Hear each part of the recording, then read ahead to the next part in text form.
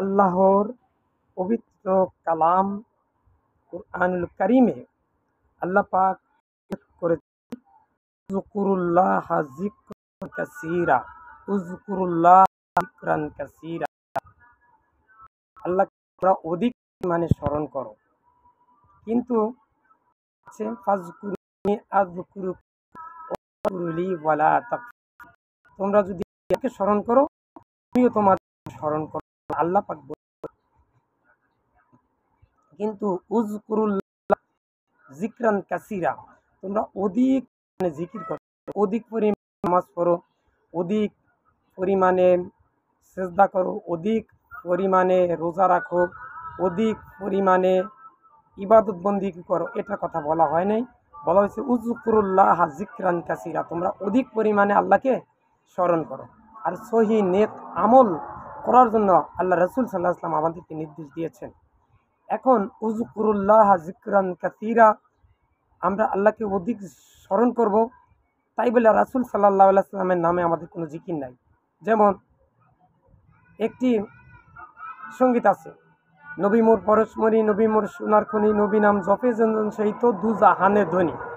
এখানে আমরা আল্লাহর নামে জিকির করব, কিন্তু রাসূলের নামে ইয়া মুহাম্মদ বা মুহাম্মদ মুহাম্মদ করে কেন জিকির করব? রাসূলের আনিত আদর্শকে অনুসরণ করে আমরা পুরো জিন্দেগিটা অতিবাহিত করব, এবং সেটা হবে কোরআন এবং সহিহ হাদিসের আলোকে। কিন্তু রাসূলের নামে আমরা দুরূদ পড়ব, কিন্তু রাসূলের নামে কি নাই? জিকির নাই। তাই বলিয়া লা ইলাহা, এভাবে কোনো জিকির নেই। লা ইলাহা ইল্লাল্লাহ, যতক্ষণ পর্যন্ত ইল্লাল্লাহ ওইটার সাথে অ্যাডজাস্ট না করব ততক্ষণ পর্যন্ত এটা পূর্ণাঙ্গ জিকির হয় না। লা ইলাহা, কোনো ইলা নেই। কত জটিল কথা, কত জঘন্য কথা। বিভিন্ন বক্তা দেখছি এভাবে জিকির করতে, লা ইলাহা ওয়া তিনি চা খায়, ওইখান দিয়া শ্রোতারা করতেছে কি, দর্শক বা শ্রোতা তারা বলতেছে ইল্লাল্লাহ, বক্তা বলতেছে লা ইলাহা, শ্রোতারা বলতেছে ইল্লাল্লাহ। জি না, এভাবেও না, বক্তাকে বলতে হবে লা ইলাহা ইল্লাল্লাহ। আর এটা তো সবাই মিলে সম্মিলিতভাবে জিকির দরকার নাই, এটা যার যার ব্যক্তিগতভাবে জিকিরটা হবে সম্মিলিত না, জিকিরটা হবে যার যার ব্যক্তিগতভাবে। তাহলে লা ইলাহা ইল্লাল্লাহ এটুক জিকির। আবার আল্লাহ আল্লাহ আপনি জিকির করবেন। আপনি আল্লাহ রাসূল যে কয়েকটি জিকির আমাদেরকে শিখিয়েছেন, সুবহানাল্লাহ, আল্লাহর গুণ নিয়ে, আলহামদুলিল্লাহ, সমস্ত প্রশংসা আল্লাহর জন্য, আল্লাহু আকবার, আল্লাহ মহান, আল্লাহ বড়, লা ইলাহা ইল্লাল্লাহ, সুবহানাল্লাহ, আলহামদুলিল্লাহ, আল্লাহু আকবার, এভাবে জিকির করব। আবার অনেকজনে জিকির করতেছেন হু হু হু, নাউজুবিল্লাহ, হু কিসের জিকির?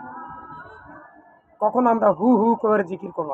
তাই আসুন আমরা বেদাতি জিকির করব না, শিরকি জিকির করব না, সহিহ সুন্নাহ কুরআন এবং সহিহ হাদিসের আলোকে যেভাবে আল্লাহর রাসূল সাল্লাল্লাহু আলাইহি ওয়াসাল্লাম আমাদেরকে শিখিয়েছেন জিকির করার জন্য, ওভাবেই আমরা জিকির করব। তাহলে জিকিরটা করতে হবে কি? লা ইলাহা ইল্লাল্লাহ, লা ইলাহা ইল্লাল্লাহ। আল্লাহ পাক আমাকে আপনাকে সকলকে উপরোক্ত কথাগুলো শুনে সেভাবে আমল করার তৌফিক দান করুন, আমিন। ইয়া আল্লাহ, আমি সহ পৃথিবীর সকল মুসলিম উম্মাহকে তুমি শিরক বেদাত মুক্ত রাখো। আমি সহ পৃথিবীর সকল মুসলিম উম্মার মৃত্যুর সময় লা ইলাহা ইল্লাল্লাহ এটা পড়ে যেন আমরা মৃত্যুবরণ করতে পারি। ইয়া আল্লাহ, জাহান্নামের যেতে হয় এরকম, ইয়া আল্লাহ ঈমান দাও, লা ইলাহা ইল্লাল্লাহ পড়ে নেকি নিয়ে ঈমানের সহিত মৃত্যুবরণ করায়ও আমাদেরকে করায়ও আর কি, আর আমল করায়ও শিরক বেদাত মুক্ত, এবং জান্নাত দিও শাস্তিবিহীন, মানে শাস্তি ছাড়া, আযাব ছাড়া জান্নাত দিও।